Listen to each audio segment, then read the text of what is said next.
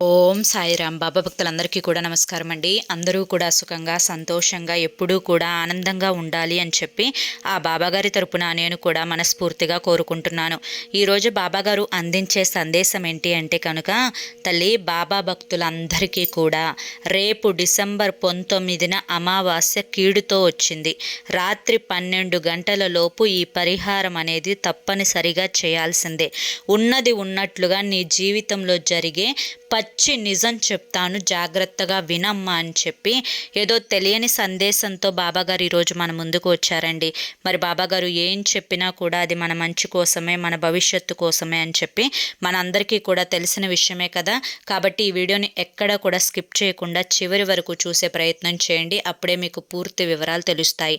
వీడియోలోకి వెళ్లే ముందు చాలామంది కూడా చెప్పుకోలేనటువంటి సమస్యలతోటి సతమతమైపోతూ వాటిని ఎలా తీర్చుకోవాలో తెలియక ఇబ్బంది పడిపోతూ ఉంటారు. అటువంటి వారి కోసం శ్రీ షిరిడి సాయిబాబా ఆశీస్సులతో జ్యోతిష్యం చెప్పబడును. గురూజీ శివరామరాజు గారు. Phone number 9959942252. మీరు ఇప్పటి వరకు ఎన్నో చోట్ల జ్యోతిష్యం చెప్పించుకొని మీరు ఆశించిన మార్పులు మీ జీవితాలలో జరగలేదని చెప్పి బాధపడి ఉంటారు. కానీ ఇక్కడ అస్సలు అలా జరగదండి. మీ సమస్యలు ఏవైతే ఉన్నాయో, ప్రేమ, పెళ్లి, ఉద్యోగం, రాజకీయం, సంతానం లేక ఇబ్బంది పడుతున్నా, భార్యాభర్తల మధ్య గొడవలున్నా, అప్పుల సమస్యలున్నా, శత్రువుల సమస్యలున్నా, అవేంటో మీరు గురువు గారికి వివరించి చెప్పినట్లయితే వాటికి తగిన పూజలు చేసి గురువుగారు మీకు రోజులలోనే పరిష్కారాన్ని చూపిస్తారు. గురువుగారు చెప్పింది చెప్పినట్లు 100కు 1000% జరుగుతుంది. నమ్మకంతో స్క్రీన్ మీద కనిపిస్తున్న నెంబర్కి అయితే కాంటాక్ట్ అవ్వండి. అంతేకాకుండా భార్యాభర్తల మధ్య వశీకరణ, స్త్రీ మరియు పురుషుల మధ్య వశీకరణ కూడా 100% జరపబడును. మాకున్నటువంటి ఎన్నో రకాలైన సమస్యలు కూడా గురువుగారు చేసిన పూజల వల్ల అవన్నీ తీరి ఈ రోజున మేము ఆనందంగా జీవితంలో ముందడుగు వేస్తున్నాము. అలాగే మీ జీవితాల్లోకి సంతోషాలు రావాలి అంటే ఈ నెంబర్కి వెంటనే కాంటాక్ట్ అవ్వండి. ఇక బాబాగారి యొక్క సందేశం ఏంటో ఇప్పుడు మనం తెలుసుకుందాం. తల్లి, రేపు అతిపెద్ద అమావాస్య డిసెంబర్ 19వ తారీఖున వచ్చింది. ఈ యొక్క అమావాస్యనే మార్గశిర అమావాస్య అని కూడా అంటారు. అంతేకాకుండా ఈ యొక్క సంవత్సరంలో అంటే 2025వ సంవత్సరంలో ఇదే చివరి అమావాస్య. ముఖ్యంగా ఈ యొక్క అమావాస్యనే అహోరాత్ర అమావాస్య అని చెప్పి అంటారు. ముఖ్యంగా 27 గంటల పాటు ఈ యొక్క అమావాస్య ఘడియలు అనేవి ఉండటం వల్ల దీన్ని సోలయాగము అని చెప్పి అంటారు. ఈ అమావాస్య అనేది అత్యంత కీడుతోటి వస్తుంది. కాబట్టి ఈ యొక్క అమావాస్య రోజు ఈ యొక్క బాబా భక్తులు ఎవరైతే ఉన్నారో వారందరూ కూడా వారికి ఉన్నటువంటి సమస్యలను తీర్చుకోవడానికి, వారికి ఉన్నటువంటి దోషాలను తొలగించుకోవడానికి తప్పనిసరిగా ఈ చిన్న పని అనేది చేయాల్సిందే. లేకపోతే కీడు అనేది తప్పదు అని చెప్పి బాబాగారు మనకి ఏదో తెలియని సందేశాన్ని, ఒక పరిహారాన్ని అందించాలి అనుకుంటున్నారు. మరి బాబాగారు ఏం చెప్పినా కూడా అది మన మంచి కోసమే, మన భవిష్యత్తు కోసమే అని చెప్పి మనందరికీ కూడా తెలిసిన విషయమే. అమావాస్య అంటేనే అతేంద్రియమైన శక్తులతోటి వస్తుంది. ప్రతి నెల వచ్చే అమావాస్యే కదా, ఈ అమావాస్యకు ప్రత్యేకత ఏముందిలే అని చెప్పి కొట్టి పడేసేయొద్దు. ఎందుకు అంటే 27 గంటల పాటు ఈ అమావాస్య యొక్క శక్తి అనేది ఉండటం విశేషం. ముఖ్యంగా ఇది సోలయాగం అని కూడా అంటారనమాట. ముఖ్యంగా ఈ అమావాస్య వెళ్ళిన తర్వాత రోజు నుంచి 38 రోజుల పాటు దీని యొక్క కీడు అనేది మనుషుల మీద ఉంటుంది. కాబట్టి మన పండితులు కూడా ఏం చెప్తున్నారు అంటే, ఈ అమావాస్య రోజు ఈ చిన్న పరిహారం చేసుకున్న వారికి ఎటువంటి కీడు అనేది జరగకుండా వారికి ఉన్నటువంటి దోషాలు, పాపాలు, కర్మలు అన్నీ కూడా తొలగిపోయి వారు చేసే పనులలో లక్ష్మీ కటాక్షం అనేది కలిగి వారికి నిండు నూరేళ్ళు ఆయు ఆరోగ్యాలు అనేవి వస్తాయి అని చెప్పి మనకి పండితులైతే చెప్తున్నారు. మరి ఇంత మంచిగా మనకు చెప్తున్నారు అంటే, మనకి ఇంత కీడు వస్తుంది అని హెచ్చరిస్తున్నారు అంటే తప్పకుండా ఈ పరిహారం అనేది చేసుకొని తీరాల్సిందే. అయితే ఈ పరిహారం చేయడం కోసం రేపు చక్కగా సూర్యోదయానికి ముందే నిద్రలేగవాలి. నిద్ర లేచిన తర్వాత బయట వాకిలంతా కూడా శుభ్రంగా కడుక్కొని మంచిగా ముగ్గు పెట్టుకోవాలి. తర్వాత ఇంట్లోకి వచ్చిన తర్వాత రాళ్ళ ఉప్పు కలిపిన నీటితోటి ఇల్లంతా కూడా శుభ్రపరచుకోవాలి. ఈ విధంగా ఉప్పు కలిపిన నీటితోటి ఇంటిని శుభ్రపరచుకోవడం వల్ల ఇంట్లో ఉన్నటువంటి నెగిటివ్ శక్తులు, జ్యేష్ఠాదేవి అన్నీ కూడా ఉప్పు నీటి రూపంలో బయటకు వెళ్ళిపోతాయి. ఇల్లంతా కూడా పాజిటివిటీ అనేది నిండిపోతుందన్నమాట. తరువాత ఈరోజు ఇంట్లో పనులన్నీ పూర్తిగా ముగించుకున్న తర్వాత స్నానం ఆచరించాలి. ఈరోజు తప్పనిసరిగా తల స్నానమే చేయాలి. స్నానం చేసే నీటిలో కాస్తంత పసుపు కానీ, కొంచెం రాళ్ళ ఉప్పు కానీ, ఉంటే గోపంచకం కానీ, లేదా గంగాజలం కానీ, లేదంటే కొంచెం విభూదిని కానీ వేసుకొని స్నానం చేయాలన్నమాట. ఈరోజు స్నానం చేసిన తర్వాత ఎట్టి పరిస్థితులలో కూడా నలుపు రంగు వస్త్రాలు ధరించకూడదు. నలుపు చెడుకు సంకేతం, దరిద్రానికి చిహ్నం. మిగతా రోజులలో నలుపుని ధరించిన అంత ఎఫెక్ట్ ఉండదేమో కానీ అమావాస్య రోజు, పర్వదినాలలో, పండుగ దినాలలో, శుభకార్యాలలో నలుపు అనేది ధరించకూడదు. కాబట్టి ఈరోజు నలుపుని ధరించకండి. తరువాత ఈరోజు మిగతా వర్ణంలో ఉండే ఉతికిన వస్త్రాలను ధరించుకున్న తర్వాత ఆడవారు నుదుటున కుంకుమ, పాపిట కుంకుమ, కాళ్ళకి పసుపు, చేతులకి గాజులు, మెడలో నల్ల పూసలు, తలలో పూలు పెట్టుకొని మంచిగా అలంకరించుకోవాలి. మగవారు కూడా చక్కగా ప్యాంటు షర్టు వేసుకోవాలన్నమాట. ఈరోజు మీ ఇంటి దేవుని మందిరంలో చక్కగా దేవుని చిత్రపటాలకు ఎరుపు రంగు పూలతోటి అలంకరించుకోవాలి. అమావాస్య అంటే లక్ష్మీదేవికి ఎంతో ఇష్టమైనదనమాట. పైగా ఎరుపు రంగు అంటే అమ్మవారికి ఎంతో ప్రీతికరం. కాబట్టి ఈరోజు ప్రత్యేకంగా ఎరుపు రంగు పూలతోటి అలంకరించుకోవాలన్నమాట. తరువాత ఈరోజు మంచిగా మీ ఇంట్లో శివలింగం కనుక ఉంటే శివలింగానికి కాసిన్ని నీళ్ళతోటి కానీ, చెరుకు రసంతోటి కానీ, పండ్ల రసాలతోటి కానీ, పంచామృతాలతోటి కానీ, లేదంటే కనుక ఇవి ఏవి లేవు అన్న పక్షంలో కాసిన్ని నీళ్లు పెట్టైనా కానీ శివుడికి ఈరోజు అభిషేకం తప్పనిసరిగా చేయాల్సిందే. శివుని యొక్క అభిషేకం సర్వ పాపహరణం, సర్వదోష నివారణం, సకల బాధలకు, సమస్యలకు ఒక ఫుల్ స్టాప్ అనేది పెడుతుంది. ఎటువంటి కీడును కూడా దరిచేరనివ్వకుండా శివుని కటాక్షం అనేది మీ యందు ఉండేలా చేస్తుంది. కాబట్టి ఈరోజు ఇంట్లో శివలింగానికైనా కానీ అభిషేకం చేసి చక్కగా పాలు, బెల్లం కలిపిన నైవేద్యాన్ని సమర్పించుకొని ఈరోజు ఆవు నేతితోటి దీపారాధన చేయండి. ఇది మొదటి పని. ఒకవేళ ఇంట్లో శివలింగం లేని పక్షంలో శివాలయానికి వెళ్ళి చక్కగా అక్కడ శివలింగం ఉంటే అక్కడ శివలింగానికైనా కానీ ఒక చెంబుడు నీటిని పోసి చక్కగా ఆవు నేతితోటి దీపారాధన చేసిరండి. ఇది మీరు ఇంట్లోనైనా చేయొచ్చు, లేదంటే కనుక దేవాలయంలోనైనా కానీ చేయొచ్చు. ఒకవేళ శివాలయంలో మమ్మల్ని చెయ్యనివ్వరు, మమ్మల్ని శివలింగాన్ని తాకనివ్వరు, మాకు ఆ అవకాశం లేదు అని అనుకునే వాళ్ళు ఏం చేస్తారు అంటే కనుక మీరు ఈ యొక్క పూజారికి చెప్పి వారు అభిషేకం చేయమని చెప్పండి. వారు అభిషేకం చేస్తుంటే మీ యొక్క కళ్ళతోటి మీరు దర్శించుకోండి. చక్కగా ఈ విధంగా అభిషేకం అనేది ఖచ్చితంగా ఈరోజు చూసి తీరాల్సిందే, లేదా చేసి తీరాల్సిందే. ఈరోజు చేయడం వల్ల మీకున్నటువంటి అమావాస్య కీడు అనేది పూర్తిగా పటాపంచలైపోతుందన్నమాట. ఈ విషయాన్ని గుర్తుంచుకోండి. తరువాత ఈరోజు మీకు శుక్రవారం కూడా కలిసి వచ్చింది కాబట్టి అమ్మవారికి అమావాస్య పైగా శుక్రవారం ఈ రెండు కూడా ఎంతో ఇష్టం కాబట్టి ఈరోజు మీరు సంధ్యా సమయంలో ఉప్పు దీపాన్ని వెలిగించుకునే ప్రయత్నం అయితే చేయండి. ఉదయం పూట పెట్టిన పూలు అలంకరణలోవి అంతే ఉంటాయి, వాటిని కదిలించకుండా మళ్ళీ నార్మల్ స్నానం చేసేసి చక్కగా మీరు ఒక తమలపాకును కింద వేసి దేవుని మందిరంలో వేసి ఆ తమలపాకు మీద మట్టి ప్రమిదను పెట్టి మట్టి ప్రమిదలో రాళ్ళ ఉప్పును వేసి ఆ రాళ్ళ ఉప్పు మీద మరొక మట్టి ప్రమిదను పెట్టి అందులో ఆవు నేతిని పోసి 3 దీపాలు వేసి లక్ష్మీదేవి ముందు పెట్టాలన్నమాట. ఈ విధంగా ఉప్పు దీపాన్ని పెట్టడం వల్ల మీకు అఖండ ఐశ్వర్యం అనేది ప్రాప్తిస్తుంది. మీకు ఏవైతే లక్ష్మీదేవి అనుగ్రహం కలగడానికి ఏ గ్రహాలైతే మీకు అడ్డుపడుతున్నాయో ఆ గ్రహాల ఆటంకాలు తొలగిపోయి శుక్రుడి యొక్క అనుగ్రహం గురుబలం అనేది పెరిగి లక్ష్మీదేవి యొక్క కటాక్షం అనేది మీకు పుష్కలంగా లభించి మీరు చేసే పనులలో, వ్యాపారాలలో, ఆరోగ్యంలో, ఇంటి ఆనందంలో రెట్టింపు ఆనందం అనేది కలిగి రెట్టింపు ఫలితాలు అనేవి వస్తాయన్నమాట. కాబట్టి ఈరోజు సంధ్యా సమయంలో ఉప్పు దీపం తప్పనిసరిగా వెలిగించుకోవాలి.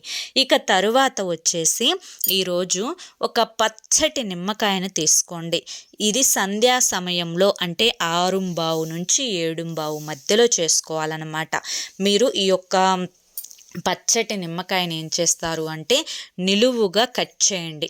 నిలువుగా, అడ్డంగా మనం రసం కోసం అయితే అడ్డంగా కట్ చేసుకుంటాం, కానీ ఇది మనం పరిహారం కోసం చేసుకుంటున్నాం కాబట్టి నిలువుగా కట్ చేసి ఒక బద్ద మీద పసుపు, మరొక బద్ద మీద కుంకుమ వేసి మీ ఇంట్లో ఎన్ని గదులైతే ఉన్నాయో అన్ని గదుల తలుపులు తీసి మీరు ఈ నిమ్మ బద్దలు రెండింటిని బయట ప్రధాన గుమ్మం దగ్గర గడపకి ఇరుపక్కల పెట్టి ఒక బద్ద మీద పసుపు కుంకుమ వేశారు కదా, ఒక బద్ద మీద పసుపు మరొక బద్ద మీద కుంకుమ వేసి రెండింటి మీద ముద్ద కర్పూరాన్ని పెట్టి ఆ కర్పూరాన్ని వెలిగించేసేయండి.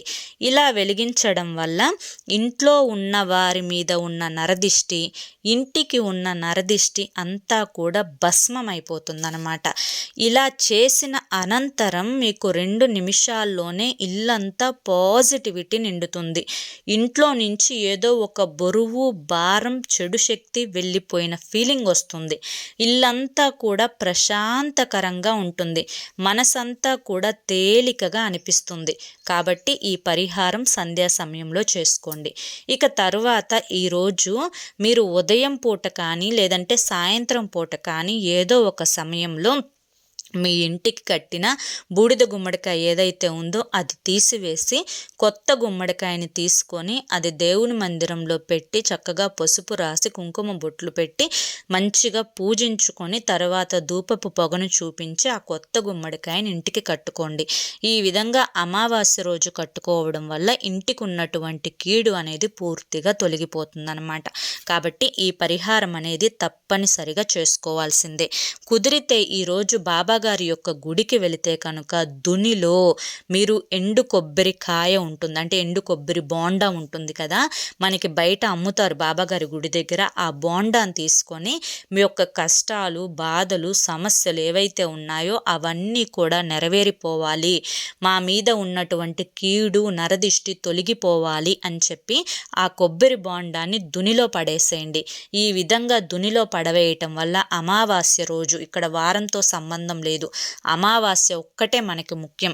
ఈ యొక్క అమావాస్య రోజు దునిలో ఇది మీరు ఉదయం పూట వెళ్ళి చేసుకోండి. ఇలా చేయడం వల్ల మీకున్నటువంటి సకల దోషాలు అనేవి తొలగిపోయి అదృష్టవంతులు, ఐశ్వర్యవంతులు అవుతారనమాట. కాబట్టి ఖచ్చితంగా ఈ పని చేయండి. ఇక అమావాస్య రోజు దూర ప్రయాణాలు ఏవి కూడా చేయవద్దు. ముఖ్యంగా ఇంటి గడప దాటి బయటకు సాయంత్రం 7 దాటిన తర్వాత వెళ్ళకండి. ఎందుకంటే బయట రోడ్ల మీద దిష్టి తీసిన నిమ్మకాయలు, ఎండుమిరపకాయలు, ఎర్ర నీళ్లు ఇవన్నీ కూడా పోస్తూ ఉంటారు. తెలిసో తెలియకో, చూసో చూడకో పొరపాటున వాటిని కనుక తొక్కారు అంటే లేనిపోని కర్మలు ఇప్పుడు పడేవి కాకుండా కొత్త కర్మలు అనేవి పట్టి పీడిస్తాయన్నమాట. కాబట్టి ఈ కర్మల నుంచి మనం దూరం అవ్వాలి అంటే ఈ ఒక్కరోజు బయటికి వెళ్లకుండా ఉంటేనే మంచిది. కాబట్టి ఈరోజు వీలైనంత వరకు 7 దాటిన తర్వాత బయటికి వెళ్లకుండా ఉండే ప్రయత్నం అయితే చేయండి. ఇక ముఖ్యంగా ఈ యొక్క అమావాస్య అనేది కీడుతో వస్తుంది కాబట్టి ఇప్పుడు నేను చెప్పినవి ఇవన్నీ కూడా మీరు ఉదయం పూట చేసుకునేవి ఏంటి, సంధ్యా సమయంలో చేసుకోవాల్సినవి ఏంటి, ఇవన్నీ కూడా మీకు అర్థమయ్యేటట్లుగా చెప్పాను కదా. ఇక మీ జీవితంలో జరిగే పచ్చి నిజమేంటో చెప్తాను, ఇప్పుడు జాగ్రత్తగా వినండి. తల్లి, ఎన్నో రకాలైన సమస్యలు, ఎన్నో రకాలైన బాధలు అనుభవిస్తూ ఉన్నావు. ఒక్కొక్కసారి నీ మనసుకు నీకే ఇదేనా నా జీవితం, నేను కోరుకున్నటువంటి జీవితం అసలు ఇది కాదు కదా, అసలు నా జీవితం నేను అనుకున్నట్టుగానే లేదు, ఏదో వెళ్ళిపోతుంది, రోజులు గడిచిపోతున్నాయి కానీ ఏది నాకు నచ్చినట్లుగా లేదు, ప్రతిదీ కూడా సర్దుకుపోయి బ్రతుకుతున్నాను అని చెప్పి ఒక్కొక్కసారి నీ మనస్సాక్షికి నువ్వే సర్దుకుపోయి నువ్వు బ్రతుకు అని చెప్పి చెప్పుకుంటూ వస్తున్నావు కదా తల్లి. అందరి జీవితాలు ఒకేలా ఉండవు. కొంతమందివి వారికి నచ్చినట్లుగా ఉంటాయి, కొంతమంది వారికి నచ్చినట్లుగా వారు మార్చుకుంటారు, మరి కొంతమందికి ఆ భగవంతుడే అదృష్టాన్ని ఇస్తారు, మరి కొంతమందికి కష్టాలు కన్నీళ్ళే జీవితంగా ఉండిపోతాయి. కానీ నీ జీవితంలో ఈరోజు నువ్వు నా భక్తురాలిగా నియమింపబడ్డావు అంటే కష్టాలు కన్నీరు బాధలు సమస్యలు అన్నీ కూడా వెళ్ళిపోతాయి అని చెప్పి ముందుగానే నేను నీకు అందిస్తున్న ఒక చిహ్నం అని చెప్పి నువ్వు భావించాలి. కాబట్టి రేపటి అమావాస్య రోజు మనసుని ప్రశాంతంగా ఉంచుకొని నేను చెప్పినట్లుగా చేసుకొని చూడు. ఇప్పుడు కొత్తగా 2026 సంవత్సరం వస్తుంది. ఈ 2025వ సంవత్సరంలో ఏవైతే కష్టాలు పడ్డావో, ఏవైతే బాధలని అనుభవించావో ఆ కష్టాలు బాధలు సమస్యలు అన్నింటికీ కూడా ఈ సంవత్సరంతో గుడ్ బై చెప్పేసి నీ కొత్త సంవత్సరం ఏదైతే ఉందో ఈ యొక్క కొత్త సంవత్సరానికి ఎలా అయితే సంతోషంగా ఆహ్వానాన్ని పలుకుతావో అలాగే నీ జీవితంలోకి కూడా సంతోషాలు ఆనందాలు శుభాలు రావాలి. నీ జీవితం నువ్వు కోరుకున్న విధంగా నడవాలి. అన్ని గ్రహస్థితులు కూడా నీకు అనుకూలంగా మారాలి. నీకున్నటువంటి కర్మ దోషాలు తొలగిపోవాలి. నువ్వు అనుకున్నవి అనుకున్నట్లుగా నెరవేరాలి అని చెప్పి నేను కూడా నిన్ను ఆశీర్వదిస్తున్నాను. నా గురుబలాన్ని నీకు అందిస్తున్నాను. మనసులో ఎటువంటి సంకోచాలను ఎటువంటి భయాందోళనలు పెట్టుకోకుండా ఏది ఏమైనప్పటికీ కూడాను నాకు అంతా మంచే జరుగుతుంది అని ఒక పాజిటివ్ మైండ్ సెట్ని నీలో నువ్వు అలవర్చుకొని దేనికైనా కూడా రెడీగా ఉండు. నీ ధైర్యమే నీకు లక్ష్మి. ఆ ధైర్య లక్ష్మి అనేది నీతో అంటే నీ వెన్నంటే ఉన్నంతకాలం ఏ చెడు శక్తి ఏ దుష్ట శక్తి ఏ నరదిష్టి ఏ నరుల ఏడుపు ఏవి కూడా నిన్ను ఏమీ చెయ్యలేవు అని చెప్పి గుర్తుంచుకో బిడ్డా. పరిస్థితులు అన్నీ కూడా ఎప్పుడూ మనకి అనుకూలంగా ఉండవు. కొన్నిసార్లు పరిస్థితులు మనకి వ్యతిరేకంగా ఉన్నప్పటికీ కూడాను వాటిని అనుకూలంగా మన తెలివితేటలతోటి మార్చుకొని వాటికి ఎదురెళ్ళి నిలబడి సమస్యను పరిష్కరించుకోగలగాలి. దానికి ధైర్యం సమయం తెలివితేటలు వాటిని ఎలా వాడుకోవాలో ప్రతి వ్యక్తికి కూడా తెలిసి తీరాలి. నీ చుట్టూ 10 మంది ఉన్నారు అంటే నీలో ఏదో ఉంది అని నువ్వు ఆశించి భావించి ఆ 10 మంది నీ దగ్గరకు ఏం ఆశించి వస్తున్నారు, నీ నుంచి ఏం కోరుకుంటున్నారు, దానివల్ల నీకు లాభమా నష్టమా అనేది కూడా నువ్వు గ్రహించి దాన్ని పట్టి అడుగు ముందుకు వేసి ఎవరి వలలో చిక్కుకోకుండా తెలివిగా జీవితం అనే ఈ యొక్క పడవను సక్రమమైన మార్గంలో ప్రయాణించేలా చూసుకో. అప్పుడే నువ్వు కోరుకున్న తీరానికి చేరుకోగలుగుతావు. అర్థమైంది కదా బిడ్డా. నేను ఏం చెప్పినా కూడా అది నీ మంచి కోసం నీ భవిష్యత్తు కోసం మాత్రమే చెప్తాను. నేను చెప్పేవన్నీ కూడా నీ జీవితంలో ఖచ్చితంగా జరిగి తీరతాయి. కాబట్టి మొదట నువ్వు భయాన్ని దూరం పెట్టు. టెన్షన్ పడకు, ఆందోళన చెందకు, మనసుని ప్రశాంతంగా ఉంచుకో. అంతా సక్రమంగానే జరుగుతుంది. అర్థమైంది కదా అని చెప్పి ఈరోజు బాబాగారు మనకి చాలా చక్కటి సందేశాన్ని అందించారండి. మరి ఈ సందేశంలో ఎంతో గొప్ప ఆంతర్యం ఉంది, మనం అర్థం చేసుకోవాలి. కానీ మరి ఈ సందేశం మీ అందరికీ కూడా నచ్చింది అర్థమైంది అని చెప్పి అనుకుంటున్నాను. నచ్చింది అర్థమైంది అని చెప్పి అనిపిస్తే ఈ వీడియోకి ఒక లైక్ ఇవ్వండి. లైక్ ఇచ్చిన వెంటనే హైప్ అని వస్తుంది, హైప్ ఇవ్వండి. కింద కామెంట్ సెక్షన్లో ఓం సాయిరామ్ అని చెప్పి కామెంట్ చేయడం మాత్రం అస్సలు మర్చిపోవద్దు. మొదటిసారి మన సాయి పిలుపు ఛానల్లోకి వచ్చినట్లయితే మన ఛానల్ని సబ్స్క్రైబ్ చేసుకుని సపోర్ట్ చేయండి. మరి కొంతమంది బాబా భక్తులకు, మీ మిత్రులకు, బంధువులకు, శ్రేయోభిలాషులకు ఈ వీడియోని షేర్ చేయండి. ఎందుకంటే వారు కూడా రేపటి అమావాస్య రోజు చేసుకోవాల్సిన పరిహారాలు చేసుకొని వారికి వచ్చే గండాల నుంచి తప్పించుకుంటారు. ఈ విధంగా షేర్ చేయడం కూడా ఒక పుణ్యకార్యం అని చెప్పి భావించండి. ఎంతోమందికి ఎన్నో పిచ్చి పిచ్చి వీడియోలు అనేవి షేర్ చేస్తూ ఉంటారు. కానీ ఇటువంటి ఇన్ఫర్మేషన్ ఉన్న వీడియోలు షేర్ చేయడం వల్ల వారి కర్మలు తొలగించుకునేందుకు మీ వంతు సాయం చేసినందున భగవంతుడు మీకు ఏదో ఒక రూపంలో సహాయం చేస్తారు. కాబట్టి వీడియోని షేర్ చేసి పుణ్యం కట్టుకోండి. మొదటిసారి ఛానల్లోకి వస్తే సబ్స్క్రైబ్ చేసుకొని సపోర్ట్ చేయండి. రేపు మరొక మంచి వీడియోతోటి మళ్ళీ కలుసుకుందాం. అంతవరకు కూడా బాబాగారి యొక్క ఆశీస్సులు మీ మీద, మీ కుటుంబ సభ్యుల మీద ఎల్లకాలం ఉండాలి అని చెప్పి మనస్ఫూర్తిగా కోరుకుంటూ సర్వేజన సుఖినో భవంతు. ఓం సాయిరామ్.